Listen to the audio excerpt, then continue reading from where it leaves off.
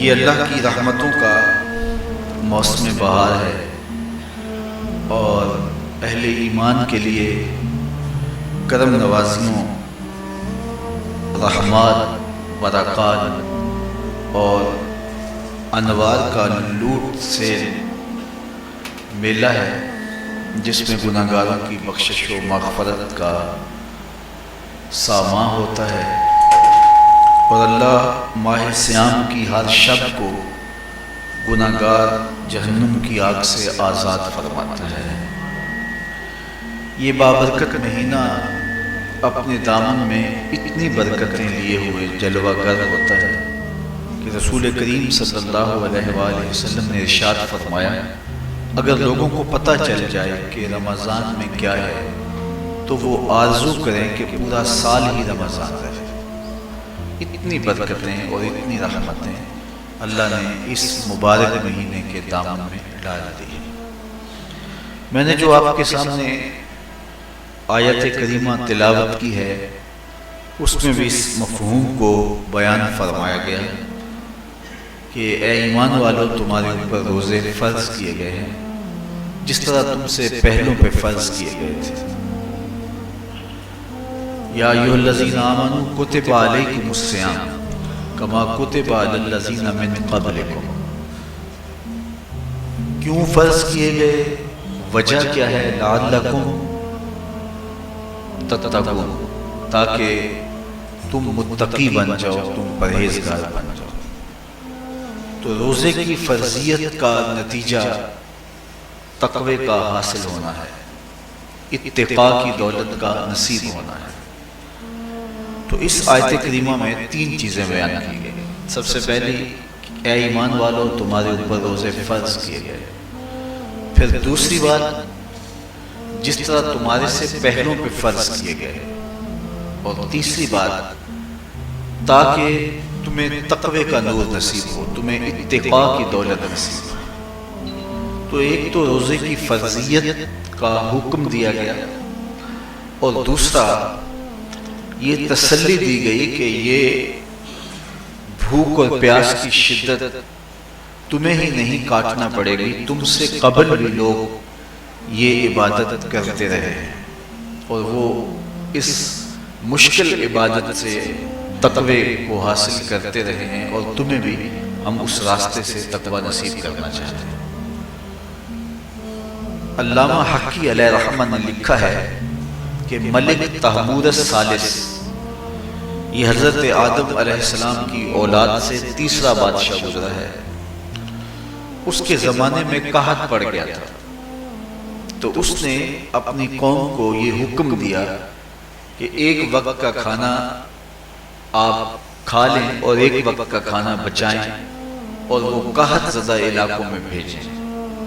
تو قوم نے اس حکم کو بصر و چشم قبول کیا، اور ایک وقت کا فاقہ کاٹ کے اپنے ان بھائیوں کے لیے وہ کھانا بھیجتے جو قحط میں مبتلا تھے۔ قوم کی یہ ادا اللہ کو پسند آ گئی، اور وقت کے نبی پر وحی کی گئی کہ تمہارے اس عمل کو ہم عبادت قرار دیتے ہیں۔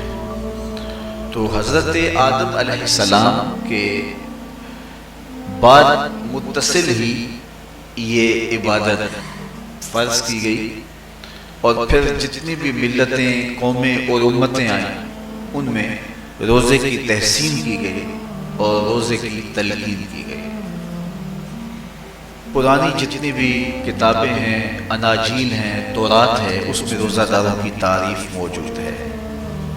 اور حضور علیہ السلام جب اس دنیا پہ تشریف فرما ہوئے تو آقا کریم روزے کی فرضیت سے پہلے بھی روزے رکھتے تھے۔ ویسے روزہ سن 2 ہجری کو فرض ہوا ہے، شعبان المعظم کے مہینے میں، لیکن اس سے قبل بھی ایام 20 کے حضور روزے رکھتے تھے، اور اس کے علاوہ بھی مختلف ایام میں اللہ کے محبوب روزے رکھتے تھے۔ روزے کی فرضیت کے بعد حضور علیہ السلام کی زندگی میں کل 9 رمضان آئے، جس میں 7 29 کے تھے اور 2 30 کے تھے۔ یہ بات ذہن میں رکھیے گا کہ روزے 29 ہوں ثواب پھر بھی 30 کا دیا جاتا ہے. تو زیادہ تر جو رمضان المبارک کے مہینے ہوتے ہیں وہ 29 کے ہوتے ہیں، 30 کے کم ہوتے ہیں. حضور کی زندگی میں 9 میں سے 7 جو ہیں وہ 29 کے ہوئے ہیں اور 2 30 کے ہوئے ہیں، تو ثواب پورے 30 کا ہی ہے. بعض لوگوں کو زیادہ ہی مسئلہ ہوتا ہے، 29 ہو جائیں تو یہ اللہ کا کرم ہے کہ روزہ رکھنا بھی نہیں پڑا اور 30ویں کا ثواب بھی مل گیا. لیکن وہ شور مچا دیتے ہیں کہ یہ روزہ کھا گئے ہیں. میرا نہیں خیال کہ کسی کو اپنے ذمے اتنی بڑی امت کا بوجھ لینے کی پریشانی ہو اور وہ خام خواہ ایک روزے کے لیے پوری امت کا بوجھ اپنے قدموں پر ڈال لے. تو 29 روزے ہوں یا 30 ہوں، اللہ ثواب پورے 30 کا ہی عطا کرتا ہے. روزہ اللہ تعالیٰ جل شانہ کی رضا اور اس کی محبت کے حصول کا ذریعہ ہے، اور اس کا عملی نتیجہ جو اس آیت کریمہ میں بیان کیا گیا وہ تقوی ہے. لعلکم تتقون. روزہ اس لیے فرض کیا گیا کہ تمہیں تقوی نصیب ہو جائے، اتقاء کی دولت نصیب. اب سوال یہ ہے، کیا تقوی بھوک اور پیاس سے حاصل ہوتا ہے؟ پیاس کاٹنے سے، بھوک کاٹنے سے کیا تقوی نصیب ہو جاتا ہے؟ صبح سے لے کر شام تک روزہ رکھنے کی تلقین کی گئی. یہاں ناروے میں اور مختلف ممالک کے اندر 20 گھنٹے کا روزہ ہے، اور ہمارے بھی یہاں 16-17 گھنٹے مسلسل شدت کی گرمی میں بھوک اور پیاس کاٹنا ہوتی ہے. اتنا طویل دورانیہ جو بھوک اور پیاس کاٹی ہے، اس کا مقصد رزق بچانا نہیں ہے، بلکہ وَيُزَادُ فِيهِ رِزْقُ الْمُؤْمِنِ. ماہ صیام میں مومن کا رزق بڑھ جاتا ہے. آپ اپنا بجٹ دیکھ لیجئے، باقی مہینوں کی نسبت ماہ صیام میں آپ کے اخراجات زیادہ ہوتے ہیں اور کشادگی ہوتی ہے. تو یہ کوئی خوراک بچاؤ مہم نہیں ہے، بلکہ رزق تو بڑھ جاتا ہے. لیکن اس کے باوجود 20 گھنٹے، 17 18 گھنٹے پیاس اور بھوک کاٹنا، اس کا کوئی مقصد ہے تو وہ مقصد قرآن نے بیان کیا کہ اس کے نتیجے میں تمہیں اتقاء کی دولت ملے گی، تمہیں تقوی کا دولت نصیب ہوگا. سوال یہ کھڑا ہوا، کیا بھوک اور پیاس کاٹنے سے تقوی مل جاتا ہے؟ تو اس کو سمجھنے کے لیے ایک مختصر تمہید سمجھنا ہوگی، اور وہ یہ کہ ہمارے 2 دشمن ہیں جو ہمیں جادہ مستقیم سے ہٹانے کے لیے دن رات کوشاں ہیں. ایک شیطان اور دوسرا نفس. یہ 2 دشمن ہیں جو ہماری متاع عمل، ہمارا خلوص، ہماری للہیت، ہمارا باطن لوٹنے کے لیے ہر وقت مستعد اور فعال رہتے ہیں. اب ان 2 دشمنوں سے ہمارے تنہا ناتواں وجود کا مقابلہ ہے، اور ان میں سے جو بڑا دشمن ہے وہ نفس ہے، کیونکہ شیطان نے جب انکار سجدہ کیا تو ہم تو یہ کہتے ہیں کہ ہمیں شیطان نے بہکا دیا، لیکن شیطان نے جب انکار سجدہ کیا اور خود بہک گیا تو اس وقت کوئی دوسرا شیطان تو نہیں تھا جس نے شیطان کو بہکایا، وہ نفس تھا جس نے شیطان کو شیطان بنایا. اس نے اندر سے کہا انا خیر منہ، میں بہتر ہوں.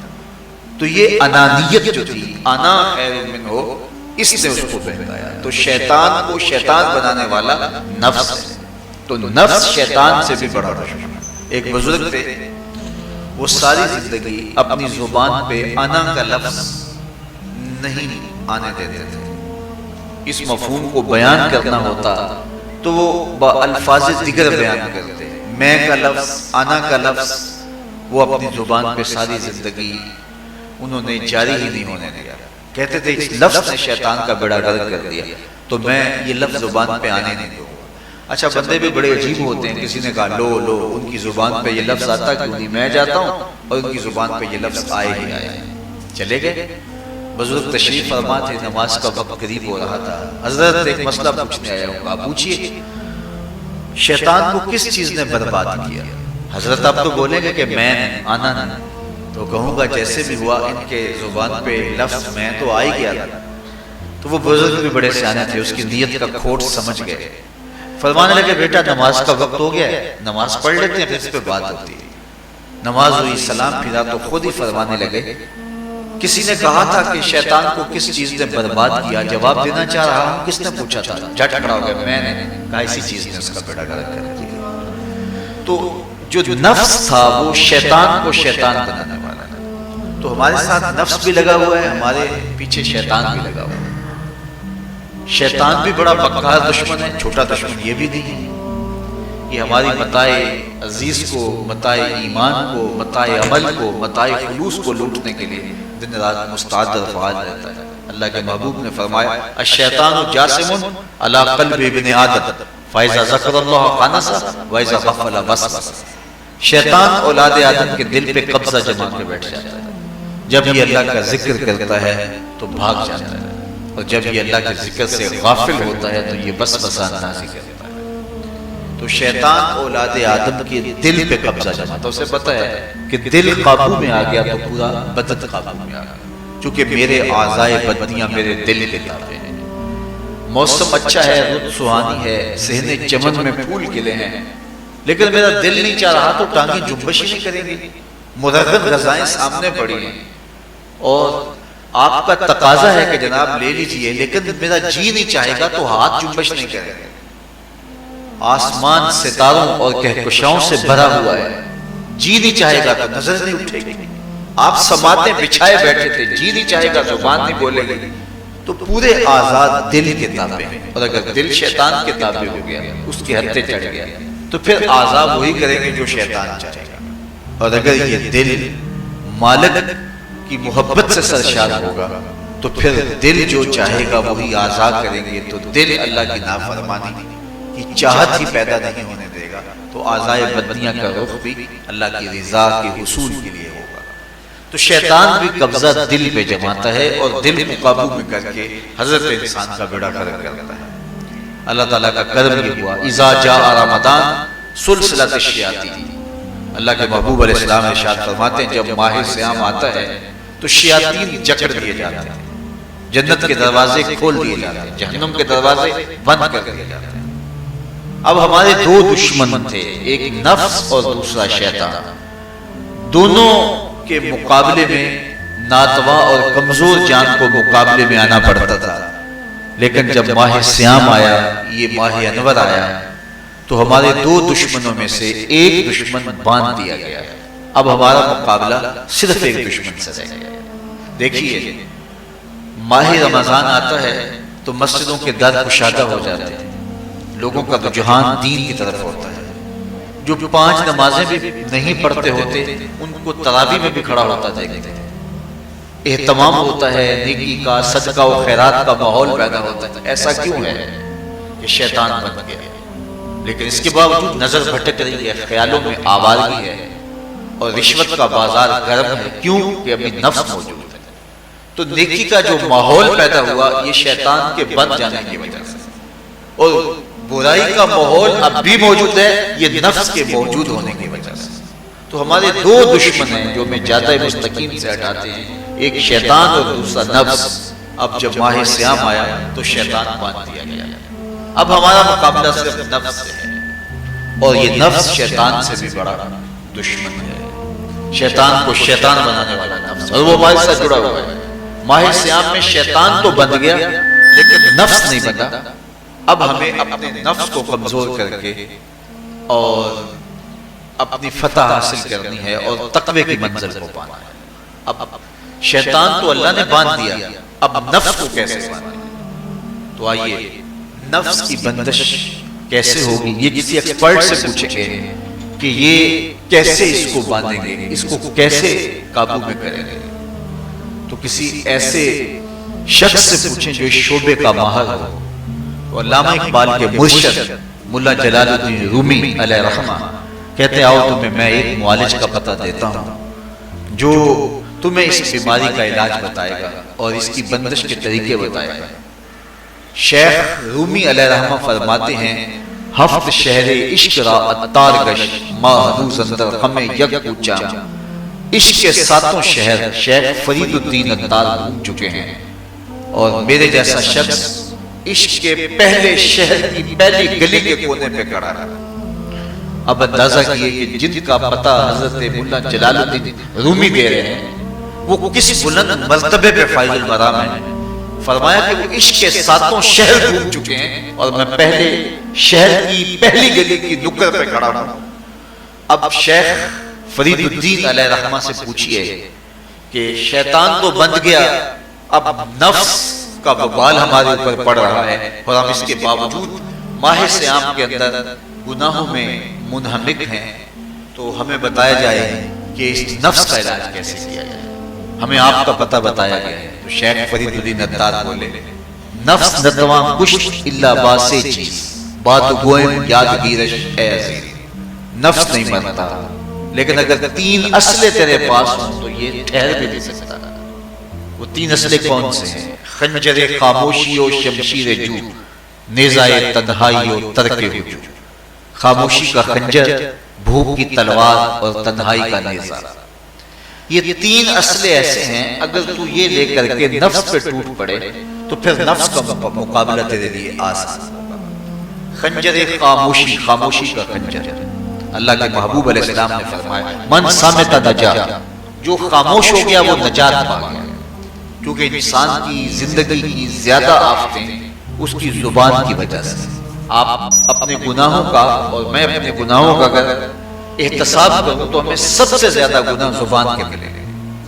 آنکھیں بھی گناہ کرتی ہیں، ہاتھ بھی گناہ کرتے ہیں، پاؤں بھی گناہ کرتے ہیں، لیکن سب سے زیادہ گناہ زبان کرتی ہے۔ جھوٹ بھی بولتی ہے، غیبت بھی کرتی ہے، شکوہ بھی کرتی ہے، گالی سب و شتم اور کیا کچھ زبان کے گناہ ہیں۔ اسی لیے اللہ کے محبوب نے فرمایا جو تمہارے 2 جبڑوں کے درمیان ہے یعنی زبان اور 2 ٹانگوں کے درمیان ہے تمہاری پارسائی کی جگہ، تم ان 2 چیزوں کی مجھے ضمانت دے دو، میں محمد تمہیں جنت کی ضمانت دے دیتا ہوں۔ تو انسان کے سب سے زیادہ گناہ زبان کے ہیں اور اس کی پارسائی کی جگہ۔ تو اس لیے میرے حضور نے فرمایا من صمت نجا، جو خاموش ہو گیا وہ نجات پا گیا۔ خنجر خاموشی، خاموشی کا خنجر نفس کشی کا ایک مؤثر ذریعہ، اور دوسری بات بشمشیر جو اور بھوک کی تلوار، تو بھوک سے نفس کا مقابلہ کیا جا سکتا ہے، بھوک کی تلوار سے نفس کا سر کاٹا جا سکتا ہے۔ اللہ کے محبوب کا فرمان سنیے یا معاشر الشباب من استطاع منکم الباء فلیتزوج فإنه اغض للبصر واحسن للفرج فمن لم يستطع فعليه بالصوم فإنه له وجاء۔ اے جوانوں کے گروہ، تم میں سے اگر کوئی نکاح کرنے کی طاقت رکھتا ہے تو وہ دیر نہ کرے، فی الفور نکاح کر لے، یہ نظر کا اور پارسائی کا محافظ ہے۔ لیکن اگر تم میں سے کوئی نکاح کرنے کی فی الحال پوزیشن میں نہیں ہے تو وہ کثرت کے ساتھ روزے رکھے۔ روزے قاطع شہوات ہیں، تو بھوک سے نفس کو جو ہے وہ روکا جا سکتا ہے، اس کو لگام ڈالی جا سکتا ہے۔ تیسری بات نیزہ تنہائی، تنہائی کا نیزہ، تو فرمایا گیا کہ العافیت فی العزلہ، کہ تنہائی کے اندر ہی عافیت ہے۔ جب مجلسوں میں غیبت کی بدبو پھیلتی ہو اور چغلی کا ماحول معاشرے کا جزو لا ینفک بن جائے اور مجالس کے اندر نظروں کی پاکیزگی کا قائم رہنا مشکل ہو جائے اور انسان کی زندگی کے اندر گناہوں کا بہت بڑا سبب مجلسی زندگی ہو تو پھر اس سے تنہائی بہتر ہے۔ حضرت شاہ نقشبند بخاری فرماتے ہیں کہ فقیر کے لیے سب سے اچھی جگہ اللہ کا گھر مسجد ہے، یا کسی کامل صالح شخص کی صحبت ہے، اور یا پھر تنہائی ہے۔ چوتھی جگہ ہلاکت کے علاوہ اور کچھ نہیں۔ ہمیں اپنے کاروبار میں، اپنے معاملات میں، اپنی ملازمتوں میں جانے کی تلقین کی گئی تو وہاں یہ تلقین کی گئی کہ دیر سے جاؤ جلدی واپس آ جاؤ، اور مسجد میں جاتے ہوئے تلقین کی گئی کہ جلدی جاؤ اور دیر سے واپس آؤ۔ لیکن ہم مسجد کے دروازوں پہ جب دور موجود میں رش دیکھتے ہیں کہ لوگ بہت جلدی نکلنا چاہتے ہیں، حتیٰ کہ کندھوں سے کندھے ٹکرا رہے ہوتے ہیں کہ جلدی سے باہر نکل جائیں، حالانکہ وہ عافیت کی جگہ ہے، 2 منٹ زیادہ بھی ہو جائے تو کوئی حرج نہیں ہے، اور ایسے لوگوں کو بھی نکلنے میں جلدی کرتے ہوئے دیکھا ہے کہ لگتا تو یہ تھا کہ شاید یہ انہوں نے کسی ضروری کام پہ جانا ہے، لیکن باہر نکل کے بازار میں پھٹے پہ بیٹھے تھے اور مسجد سے نکلنے کی جلدی بہت تھی۔ تو مسجد میں جلدی جاؤ اور دیر سے واپس آؤ، اور بازار میں دیر سے جاؤ اور جلدی واپس آؤ، لیکن ہمارے رویے اس کے برعکس ہو گئے۔ تو تنہائی میں عافیت ہے، خاموشی میں عافیت ہے، اور بھوک میں عافیت ہے، اور یہ ساری چیزیں روزے میں میسر ہیں۔ فرمایا تم سے اگر کوئی شخص الجھے، بحث کرے، لڑائی کرنا چاہے تو تم اسے کہو انی صائم، میں نے روزہ رکھا ہوا ہے۔ اسی طرح جو ہے وہ روزے سے آپ کو یکسوئی ملے گی، قرآن مجید کی تلاوت کا ماحول ہوگا، اور تم بھوک کاٹو گے، اور یہ تینوں چیزیں تمہارے نفس کو کمزور کرنے والی ہیں۔ شیطان بند گیا، نفس کمزور ہو گیا، اور جب نفس کمزور ہو گیا، کمزور ہوتا ہے، یہ نفس مرتا نہیں ہے۔ یہ تو کوئی ہے باج فقیراں کسے نہیں مارے، باہو ظالم چور اندر تھا، یہ اندر والا چور جو ہے وہ اتنی آسانی سے قابو آتا ہی نہیں ہے، یہ پھر سر اٹھا لیتا ہے۔ اس کو جتنا کچلو، یہ کچھ عرصے کے بعد تھوڑی سی خوراک ملتی ہے تو پھر سر اٹھا لیتا ہے۔ حضرت باعزید بستامی کہتے ہیں میں نے اپنے نفس کو ایک دن کہا کہ میں تجھے خوراک بھی نہیں دیتا اور تو پھر بھی موٹا تازہ ہے، تو میرے نفس نے مجھے کہا کہ اے باعزید جب تم بازار سے گزرتے ہو تو لوگ انگلیاں اٹھا اٹھا کہتے ہیں یہ باعزید جا رہا ہے، یہ باعزید جا رہا ہے، تو مجھے میری غذا اور خوراک اس سے مل جائے۔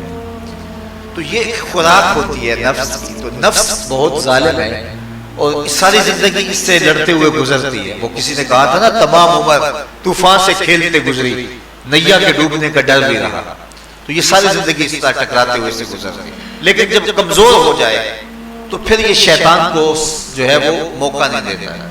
لیکن اگر نفس اگر ماہ سیام میں ہمارا کمزور نہ ہوا، صرف ہم نے بھوک کی کاٹی اور باقی اپنے معمولات وہی رکھے، تو میرے حضور نے فرمایا جس نے جھوٹ اور برے کام نہیں چھوڑے اور جھوٹے کام ترک نہیں کیے، اس کے بھوکا اور پیاسا رہنے کی اللہ کو کوئی ضرورت نہیں۔ روزہ تو ایک مشق تھی، یہ تو باطن کی تطہیر کا ایک ذریعہ تھا، یہ تو من کی تہذیب کا ایک ذریعہ تھا، یہ تو نفس کی شر سے اپنے آپ کو بچانے اور شیطان کے مکر و فریب سے بچانے کا ایک ذریعہ تھا۔ دیکھیے شیطان بن جاتا ہے ماہ سیام میں، حدیث واضح ہے، لیکن نفس موجود رہتا ہے۔ اگر نفس کمزور ہو گیا تو شیطان چھٹ کے بھی کچھ نہیں کرے گا، کیونکہ شیطان باہر کا دشمن ہے، نفس اندر کا دشمن ہے۔ جب تک اندر والا دشمن ساتھ نہیں دیتا، باہر والا دشمن کچھ نہیں کر سکتا۔ ہمارے دیہاتوں میں چوری ہو جائے تو بوڑھے بزرگ سر جوڑ کے بیٹھ جاتے ہیں کہ چور کہاں سے آیا، کیسے آیا، تو ایک نقطے پہ سارے متفق ہوتے ہیں کہ اندر کا کوئی بھیدی ضرور موجود ہے۔ اگر اندر کا کوئی بھیدی موجود نہیں ہے تو چور باہر سے آ کے حملہ آور ہو ہی نہیں سکتا ہے۔ تو شیطان باہر کا چور ہے، نفس اندر کا بھیدی ہے، اور اگر یہ اندر والا باہر والے کا ساتھ نہ دے تو شیطان انسان پر حملہ آور ہو ہی نہیں سکتا۔ اس لیے اس کو قابو کرنے، اس کو رام کرنے، تاکہ شیطان چھٹنے کے باوجود بھی جو ہے وہ ہمارے اوپر حملہ آور نہ ہو سکے، ورنہ وہ تو پیچ و تاب کھا رہا ہے۔ یہ جو تم نمازیں پڑھتے ہو، سروں پہ ٹوپیاں تم نے پہنے اور بڑے شریف بن کے مسجد میں جا رہے ہو، ذرا چھوٹ لوں عید کے دن جو ہے وہ تمہارا سارا کیا ذرا برباد نہ کیا تو مجھے شیطان ہو گیا، تو وہ سب کچھ برباد کر دیتا ہے اگر ہمارے نفس کی تہذیب نہیں ہوتی۔ تو یہ اللہ نے ایک ہمیں موقع دیا ہے، پورا ایک مہینہ ہے، ایک ورکشاپ ہے باطن کی تطہیر کے لیے اور ایک اندر کی پاکیزگی کے لیے ہمیں ایک موقع فراہم کیا گیا ہے، اور اس سے ہم بھرپور فائدہ حاصل کریں۔ قرآن مجید کی کثرت کے ساتھ تلاوت، صلاۃ التراویح میں شمولیت اور خاموشی کا اختیار کرنا، اور جو ہے وہ اللہ کے ذکر فکر کی طرف متوجہ رہنا اور بھوک کاٹنا، اس کا عملی نتیجہ یہ ہوگا کہ اتقاء کی دولت حاصل۔ دیکھیے ماہ سیام میں ہمیں ان کاموں سے بھی روک دیا گیا جو کہ کام جائز تھے، کھانا پینا اور جو ہے وہ اپنی منکوحہ سے جنسی تعلق، یہ تو وہ امور تھے کہ جو جائز تھے، مشروع تھے، لیکن اوقات روزہ میں ان جائز کاموں سے بھی ہمیں روک دیا گیا۔ اس فلسفے کو ہمیں سمجھنا ہوگا کہ جو کام شریعت میں جائز تھے، مشروع تھے، روزہ ان سے بھی رک جانے کا نام ہے، اور جو چیزیں شریعت میں جائز ہی نہیں ہیں، جھوٹ بولنا ہے، غیبت کرنا ہے، بد نگاہی ہے، اور دیگر برے اعمال ہیں، تو یہ چیزیں تو روزہ نہ بھی ہو پھر بھی ناجائز ہیں۔ تو جو چیزیں جائز تھی روزے میں ان سے بھی منع کر دیا گیا، اور جو چیزیں ناجائز ہیں تو اگر کوئی شخص ان چیزوں سے نہیں رکتا تو پھر اس نے روزہ کیا رکھا؟ ایک بندہ بھوک کاٹتا ہے لیکن جھوٹ بولتا ہے، ایک بندہ پیاس کاٹتا ہے لیکن غیبت کرتا ہے، ایک بندہ صبح سے شام تک نہ کچھ کھاتا ہے نہ کچھ پیتا ہے لیکن رشوت لیتا ہے۔ پھر مجھے بتائیے اس نے روزہ کیا رکھا؟ روزہ تو ایک مشق تھی کہ جو چیزیں جائز تھی ان سے بھی منع کر دیا گیا، ان سے بھی روک دیا گیا، اور جو ناجائز تھی وہ تو پہلے ہی ناجائز تھی، روزے کے بغیر بھی ناجائز تھی۔ تو اس لیے روزہ ایک مشق ہے، ہمارے سامنے مرغن غذا موجود ہے، ہمارے پاس سامنے ٹھنڈا مشروب موجود ہے، اور ہمیں مشق کرنے کی تلقین کی گئی کہ تمہیں بھوک ہے، شدت کی پیاس ہے، لیکن صبر کر کے دکھاؤ تم نہیں لو گے، یہ تمہاری مشق ہے۔ تو پھر جو حرام ہوگا اللہ کی طرف سے ممنوع ہوگا تو اس کو تم کس طرح لوگے جب تمہاری یہ مشق ہو چکی؟ لیکن ہم اس مشق کے اندر ہی جب ان سے نہیں رکیں گے تو پھر ہمارا روزہ ہی نہیں ہوگا، پھر بھوک اور پیاس کاٹنے کے علاوہ کچھ نہیں ہوگا۔ بہت سارے روزہ دار ایسے ہیں جن کا روزہ سوائے بھوک اور پیاس کاٹنے کے کچھ نہیں۔ اس لیے جن چیزوں سے اللہ نے منع کیا ہے ان سے تو رکنا ہی رکنا ہے، جو چیزیں مشروع ہیں ان سے وقتی طور پہ روکا گیا تو ان سے بھی روک کر کے روزے کی تکمیل کی جائے۔ اچھا، روزے میں ایک اور چیز ہے کہ ہمارے صوفیاء مراقبہ کر کے ایک دولت پاتے ہیں، اور وہ کیا کہ اللہ دیکھ رہا ہے۔ وہ مراقبے میں بیٹھ جاتے ہیں اور اس تصور میں ڈوب جاتے ہیں کہ میرا اللہ مجھے دیکھ رہا ہے، اور یہ یقین اپنے اندر اتارتے رہتے ہیں۔ اس کا نتیجہ یہ ہوتا ہے کہ پھر گناہ کرنا مشکل ہو جاتا ہے۔ یہ تصور جب بندے کے ساتھ جڑ جاتا ہے کہ میرا اللہ مجھے دیکھ رہا ہے۔ ماہ سیام میں یہ دولت اللہ بانٹ دیتا ہے، جو مراقبے سے صوفیاء حاصل کرتے ہیں اللہ تعالیٰ اس دولت کو اہل ایمان پہ چھڑک دیتا ہے۔ کڑکتی دھوپ، برستی گرمی، زبان کانٹا، ہونٹ خشک، ٹھنڈا پانی دستیاب، دروازہ مکفل، کوئی دیکھنے والا بھی نہیں، لیکن بندہ ایک گھونٹ بھی نہیں پیتا، وضو کرتے بھی احتیاط کرتا ہے کوئی قطرہ حلق سے نیچے نہ اتر جائے، کیونکہ میرا اللہ مجھے دیکھ رہا ہے۔ جو چیزیں صوفیاء کو مراقبے سے نصیب ہوتی ہیں، ماہ سیام میں اللہ اس دولت کو بانٹ دیتا ہے، چھڑک دیتا ہے، بارش کی طرح وہ دولت برستی ہے، اور یہ تصور ہمارے ساتھ جڑ جاتا ہے کہ میرا اللہ مجھے دیکھ رہا ہے۔ ہم پانی نہیں پیتے، اللہ دیکھ رہا ہے، مرغن غذائیں موجود ہیں کہ اللہ دیکھ رہا ہے۔ تو میں یہ پوچھتا ہوں کہ ہم کھانا نہیں کھاتے کہ اللہ دیکھ رہے ہیں، ہم پانی نہیں پیتے کہ اللہ دیکھ رہے ہیں، لیکن جب رشوت لے رہے ہوتے ہیں اللہ اس وقت نہیں دیکھتا، جب نظر بھٹک رہی ہوتی ہے اللہ اس وقت نہیں دیکھتا، جب خیال بہک رہا ہوتا ہے اللہ اس وقت نہیں دیکھتا، جب سوچوں میں آوارگی آتی ہے اللہ اس وقت نہیں دیکھتا۔ تو یہ صرف کھانے اور پینے کو ہی دیکھ رہا ہے، باقی امور زندگی کو نہیں دیکھ رہا، اور وہ کیا صرف رمضان میں دیکھتا ہے، غیر رمضان میں نہیں دیکھتا۔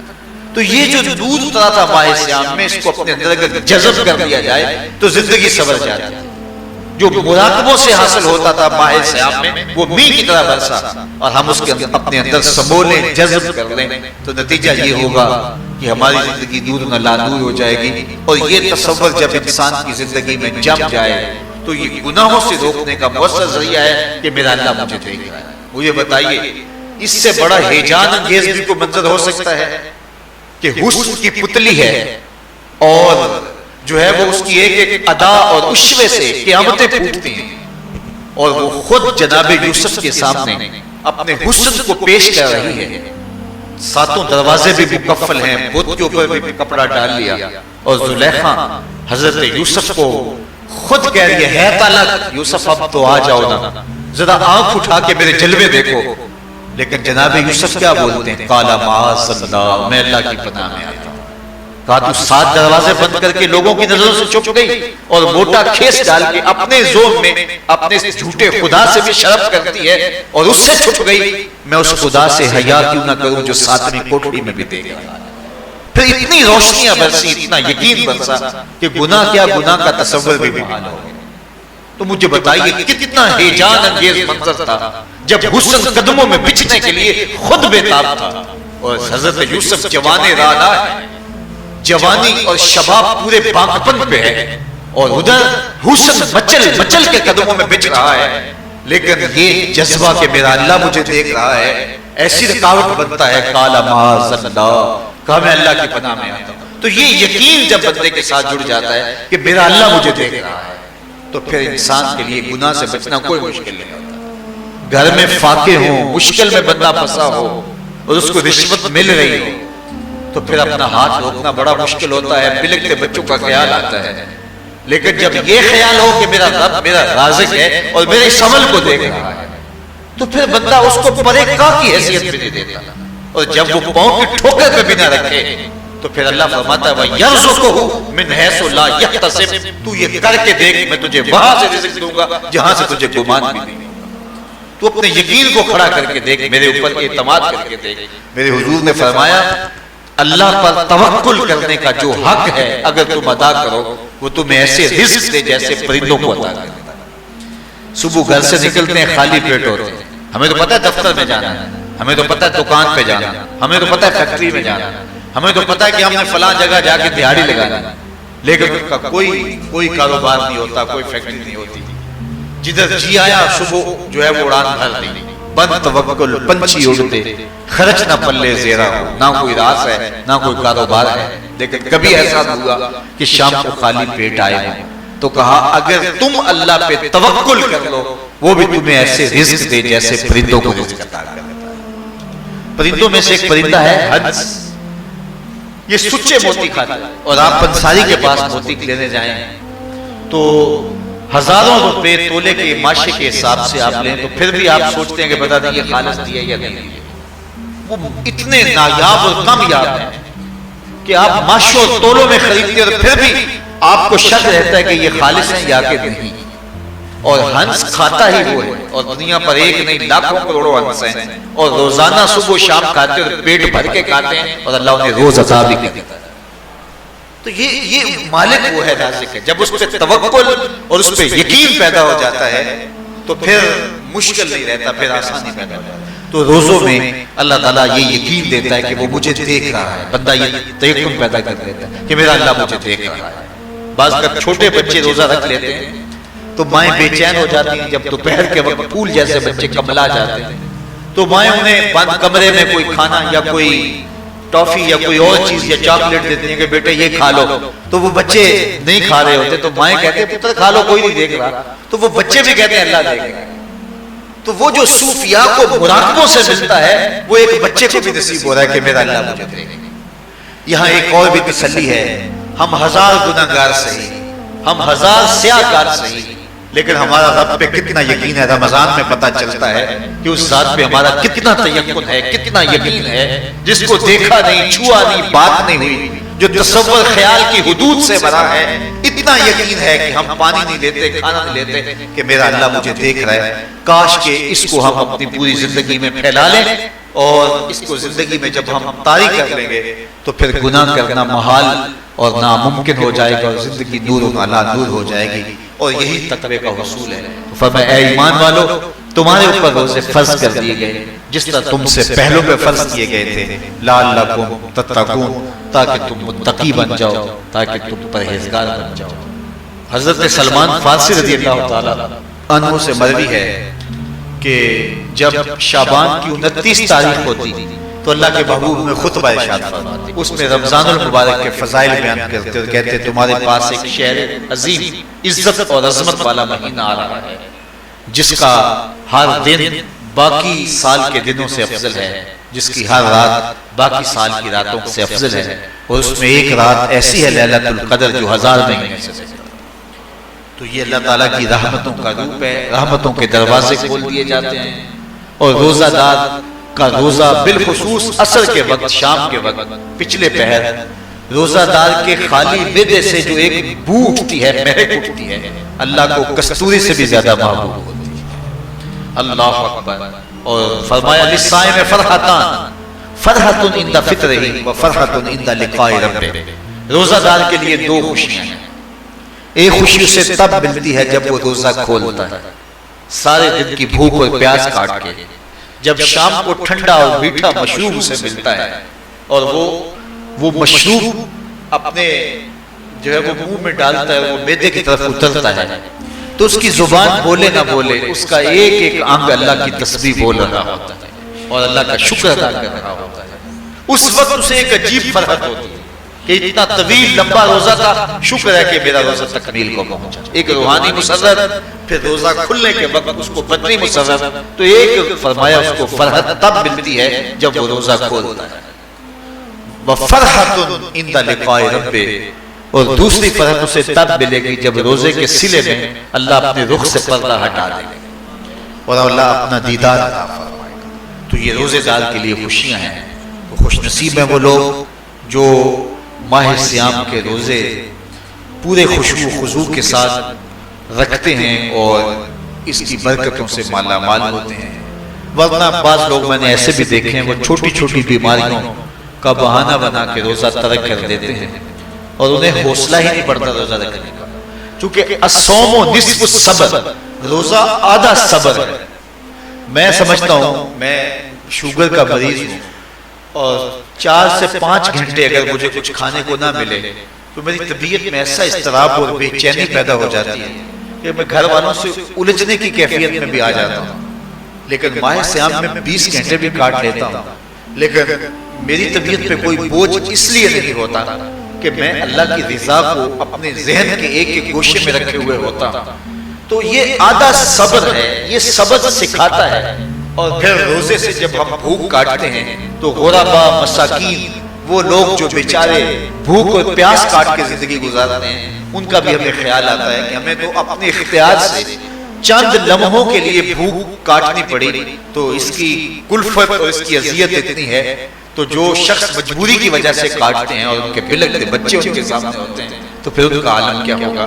تو اس سے پھر صدقہ اور خیرات کا ماحول پیدا ہوتا ہے اور ہم غربا کو اپنے ساتھ خوشیوں میں شریک کرتے ہیں۔